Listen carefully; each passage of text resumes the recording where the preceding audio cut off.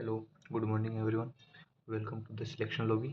मुहावरे की हमारी आज की क्लास हम शुरू करते हैं अभी बिना किसी देरी के। तो आइए, ये देखिए पहला, अक्ल के घोड़े दौड़ाना, जिसका अर्थ होता है केवल कल्पनाएं करते रहना। इसका अगर अपन वाक्य में प्रयोग देखें तो कुछ इस प्रकार हो सकता है कि अक्ल के घोड़े दौड़ाते रहने से कुछ नहीं होगा, जमकर मेहनत करनी होगी तभी सफलता मिलेगी। ठीक है, आइए नेक्स्ट पे चलते हैं। अक्ल चकराना यानी समझ में न आना।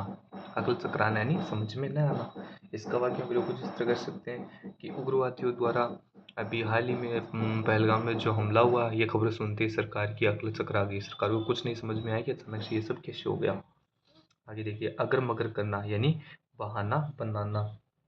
अगर मगर करना यानी बहाना बनाना, यानी कि आपको मेरी, इसका वाक्य हम कुछ जैसे हम कर सकते हैं कि आपको मेरी लड़की के विवाह में आना है, होगा, आना ही होगा। ऐसे अगर मगर करने से काम नहीं चलेगा। उसके बाद आगे देखिए, अगस्त्य का समुद्र पान। अगस्त्य का समुद्र पान, जिसका अर्थ होता है असंभव कार्य करना। इसका वाक्य में प्रयोग हम कुछ इस प्रकार कर सकते हैं कि भारत में भ्रष्टाचार पर अंकुश पाना अगस्त्य के समुद्र पान जैसा है। आगे चलिए, अग्नि परीक्षा यानी कठिन व कठोर जांच।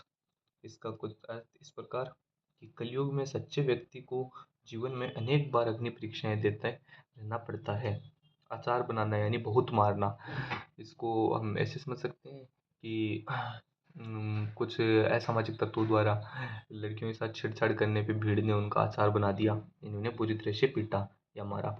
अच्छे घर बयाना देना यानी अपने से अधिक सामर्थ्यवान और बलवान से दुश्मनी मोल लेना। अच्छे घर बयाना देना, जिसका अर्थ क्या होता है भाई, अपने से अधिक सामर्थ्यवान और बलवान व्यक्ति से दुश्मनी मोल लेना। इसका हम वाक्य प्रयोग इस प्रकार दे सकते हैं कि आजकल के छोटे भैया राजनेता भी अच्छे घर बयाना देने से बाज नहीं आते। यानी कि आजकल के जो छोटे मोटे राजनेता होते हैं वो भी मतलब सीधे ऐसे बयानबाजी करते हैं कि बड़े बड़े नेताओं पे, ताकतवर लोगों के साथ बयानबाजी कर लेते हैं, उनसे भिड़ जाते हैं। आगे देखिए, अटखेलिया अटखेलियाँ सूझना यानी हंसी मजाक करना और गंभीर न होना। अटखेलियाँ सूझना यानी हंसी मजाक करना है, गंभीर न होना। तो हम ऐसे बोल सकते हैं कि मुझे विषम परिस्थितियों में देखकर भी तुम्हें अटखेलियाँ सूझ रही थी, यानी कि मैं तो समस्या में था, परेशानी में था, तुम्हें अटखेलियाँ सूझ रही थी, तुम हंसी मजाक कर रहे थे वहाँ पर। आगे चलिए, अड़ियल टू यानी जिद्दी होना। ये तो हम सब जानते हैं, नॉर्मली बोलते हैं घर वाले कि किसी बात के लिए जब बच्चा जिद कर लेता है, जैसे कोई छोटा बच्चा अपनी मम्मी के साथ मेले में गया, मार्केट गया, वो किसी चीज़ को देख के जिद करने लग गया तो उसकी माताजी कहती है ये तो पूरा अड़ियल टट्टू है। किसी भी चीज़ को देख के जिद करने लग जाता है, जिद्दी हो जाता है।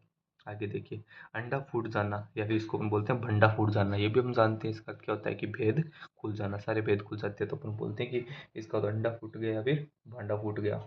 झूठ का एक ना एक दिन अंडा फूट ही सकता है। ये क्वेश्चन आरपीएससी के जो ऐसा ही कि प्री वाई क्यू है उसमें पूछा गया है, प्रीवियस में क्वेश्चन पूछा गया है। अंडे का शहजादा, जिसका अर्थ होता है अनुभवहीन। अंडे का शहजादा यानी अनुभवहीन। इसको हम बोल सकते हैं कि प्रत्येक व्यक्ति धीरे धीरे अनुभव प्राप्त कर परिपक्व हो जाता है, लेकिन शुरुआत में क्या होता है, शुरुआत में सभी लोग अंडे से नहीं होते हैं, सॉरी अंडे का शहजादा ही होता है। अंडे सेना हम कल डिस्कस करे थे, मेरे गलती से वो आ गया फ्लो में। अंडे सेना का अर्थ होता है कि पूरी तरह से आलसी रूप से बैठे रहना, घर में बैठे रहना, कोई काम धाम ना करना।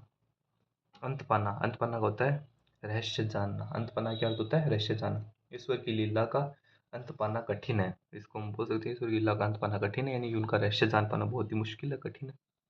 आगे चलिए, अंधा बनना। अंधा बनना का अर्थ होता है जानबूझकर अनभिज्ञ बनना। यानी कि हम बोल सकते हैं कि धन व पुत्र मोह होता ही ऐसा है कि क्या होता है कि इसमें माता पिता जो होते हैं वो अंधा बन जाते हैं, यानी जानबूझकर अनभिज्ञ बने रहते हैं। अंधा होना यानी विवेकहीन होना।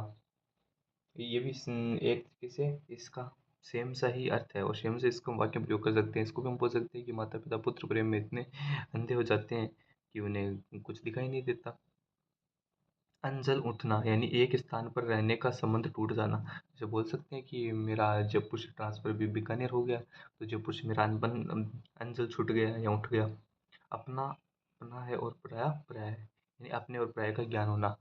तो इसको हम वाक्य में प्रयोग कुछ इस तरह से बोल सकते हैं कि संकट काल में ही निकट के लोग ही साथ देते हैं। इसी से सिद्ध होता है कि अपना अपना होता है और पराया पराया होता है। आगे चलिए, अपना उल्लू सीधा करना, ये हम बहुत बार सुनते हैं नॉर्मली, जिसका अर्थ होता है अपना स्वार्थ पूरा करना। यानी आजकल के जो जनप्रतिनिधि होते हैं वो देश हित की नहीं सोच रहे होते, राजनीति के माध्यम से सब अपना अपना उल्लू सीधा कर रहे होते हैं। आइए, मुहावरे हमारे मुहावरे का एक पेज समाप्त हो चुका है। अब हम चलते हैं लोकोक्तियों की तरफ। ये देखिए, लोकोक्ति हम बुक से कवर करने वाले हैं, तो आइए साथियों, ये देखिए पहली लोकोक्ति क्या है। आ बेल मुझे मार, यानी जानबूझकर आफत मोल लेना। ये पीएसआई में पूछा गया क्वेश्चन है, एपीवाई क्यों हमारा। तो इसमें आ बेल मुझे मार का अर्थ होता है जानबूझकर आफत मोल लेना, जिसको हम बोल सकते हैं रास्ते में दो बदमाश आपस में लड़ रहे थे, मैंने उन्हें छुड़ाने की कोशिश की तो दोनों मेरे ही ऊपर झपट गए। आजकल किसी के झगड़े में बोलना आ बेल मुझे मारने की तरह कोई इंपॉर्टेंट नहीं हुआ, क्योंकि सीधा अपन लोकोक्ति और उनका अर्थ देखेंगे। आगे चलिए, आँख और कान में 4 उंगल का फ़र्क होना, यानी आँख को देखी और आँख को देखा सच, कानों सुनी नहीं। सॉरी, फिर से एक बार अपन इसको रिपीट करते हैं। आँख और कान में 4 उंगल का फ़र्क होना, यानी आँखों देखी सच, कानों सुनी नहीं। यानी आँखों से जो हम देखते हैं वही ज़्यादा सच होता है, कानों सुनी बात पर हमें विश्वास नहीं करना चाहिए। तो राधेश्याम ने घनश्याम के खिलाफ सुनी सुनाई बात के आधार पर न्यायालय में गवाही दे दी। सच्चाई सामने आने पर न्यायाधीश ने सीख देते हुए कहा कि आंख और कान में 4 उंगल का फर्क होता है, यानी आंख को देखी बात पर ही विश्वास करना चाहिए हमें, किसी की कही सुनी बात पर हमें विश्वास नहीं करना चाहिए। आंख का अंधा गांठ का पूरा, यानी मूर्ख किंतु संपन्न। कई बार हम जानते हैं कि जैसे कि अनिल में कोई खास अक्ल नहीं है और उसकी फैक्ट्री में उसको खूब आमदनी हो रही है।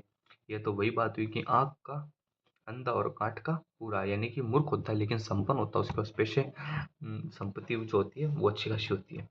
आँख का अंधा नाम नयन सुख, यानी गुणों के विपरीत नाम होना। ये भी पीएसआई में, ये सब इंपॉर्टेंट क्वेश्चन है, एपीवाई क्यू है। आगे चलिए, आँख के आगे नाक, सूझे क्या खाक, यानी प्रत्यक्ष तथ्य भी दिखाई ना देना, यथार्थ स्थिति से अनभिज्ञ रहना। जब कोई व्यक्ति यथार्थ स्थिति से अनभिज्ञ रहता है, उसको आंखों के सामने का कुछ दिखाई नहीं देते। जैसे कि महावीर आर्थिक स्थिति ठीक न होने पर भी खुले हाथ से खर्च करता है, सच है। आँख के आगे नाक, सूझे क्या खाक, यानी कि उसकी सच्चाई ऐसी है कि पैसे इतने हैं नहीं महावीर के पास, लेकिन फिर भी वो क्या है कि खुला खर्चा कर रहा है। कभी दोस्तों में यारी दोस्ती में ऐसे पैसे उड़ा देता है, कभी शराब में उड़ा देता है।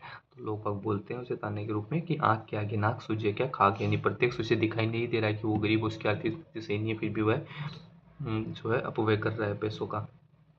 आगे चलिए, आँख बच्ची और माल यारों का, आँख बच्ची और माल यारों का, यानी अपने सामान से थोड़ा सा भी धन हटा के सामान की चोरी हो सकती है।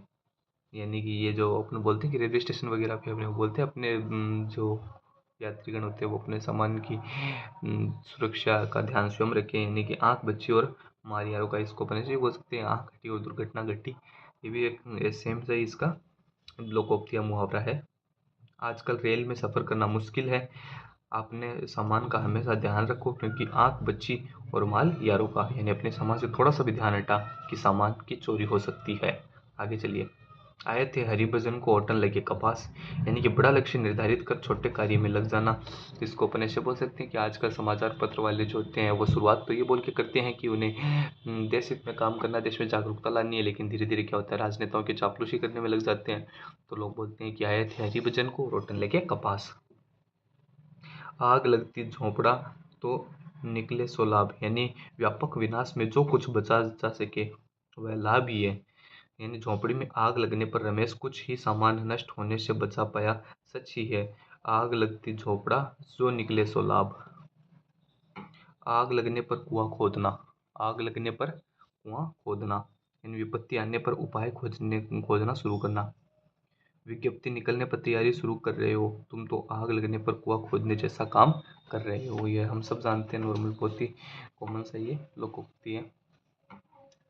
आगे चलिए, आगे कुआं पीछे खाई, ये भी बहुत ही कॉमन लोकोक्ति है, हम सब जानते हैं। दोनों ओर संकट होना, नरेश लड़की की शादी में रुपए न लगाए तो रिश्ता टूटता है, और रुपए खर्च करे तो कर्ज में डूबता है, उसके तो आगे कुआं और पीछे खाई है। आगे चलिए, आगे नाथ न पीछे पगहा, यानी पूर्णतः अनियंत्रित।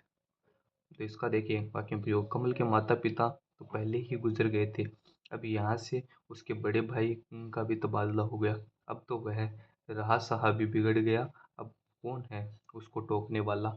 अब तो आगे नाथ न पीछे पगा, यानी कि कोई व्यक्ति होता है जिसमें कोई नियंत्रण नहीं होता, किसी भी तरह का पूर्णतः अनियंत्रित व्यक्ति होता है, उसके लिए बोलते हैं आगे नाथ न पीछे पगा। आगे चलिए। आधा तित्र आधा बटेर, यानी अमेल अनमेल योग। हम एक और तो महिलाओं को शिक्षित करके पुरुषों के सम्मान की नौकरियां भी करवाना चाहते हैं, और दूसरी तरफ उन्हें घर में परंपरागत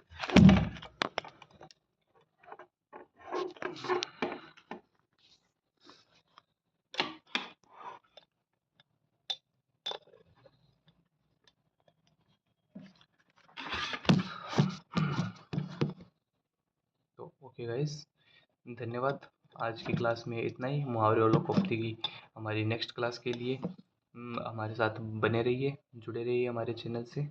ओके, थैंक यू।